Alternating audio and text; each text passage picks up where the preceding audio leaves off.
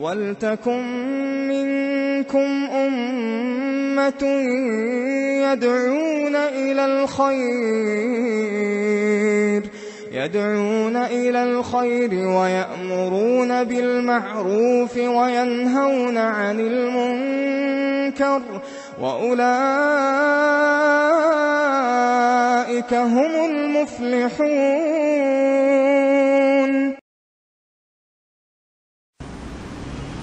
لہذا بنیادی نقطہ یہ ہے کہ من عمل عملا لیس علیہ امرنا فہو رد، جو کوئی ایسا عمل کرے جو ہم نے کرنے کے لیے کہا نہیں، پھر بھی کر رہا ہے۔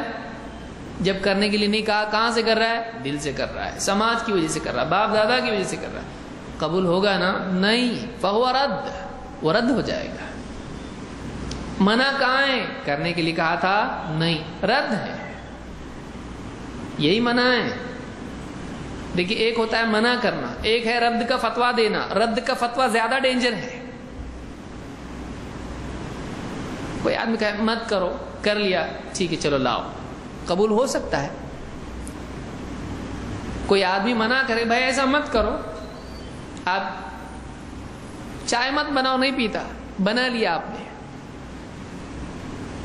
مہمان آپ کے پاس آیا، کہا بھائی چائے وائے مت بنانا، آپ نے بن گئی، چلی ٹھیک ہے بن گئی تو لائیے، تو منع کیا ہوا قبول بھی ہو سکتا ہے، ایسا ہو بھی سکتا ہے، لیکن رد میں پہلے ہی سے فیصلہ ہے قبول نہیں ہوگا، قبول نہیں ہوگا۔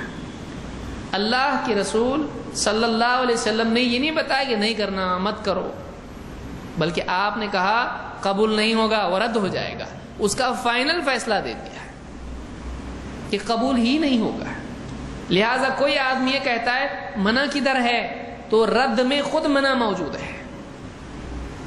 بھائی اگر کوئی آپ کو کوئی کہے ایسا سٹاک آپ بھیجو گے قبول نہیں ہوگا،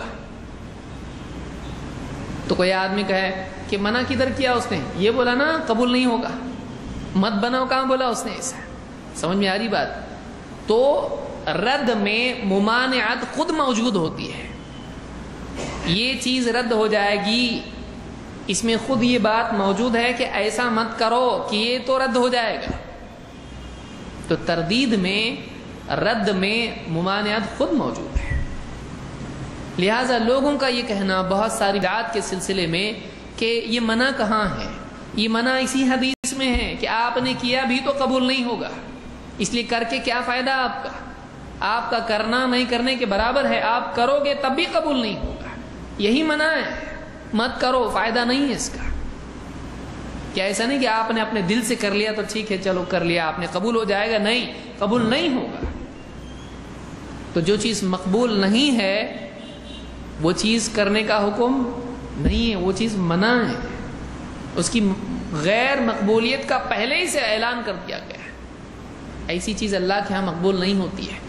لہذا آدمی کو چاہیے کہ وہی عمل کرے جو مقبول ہے۔ سبحان اللہ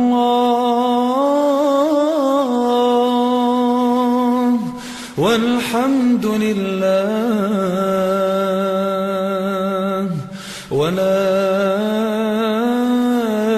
الہ الا اللہ واللہ اکبر۔ سبحان اللہ والحمد للہ ولا الہ الا اللہ واللہ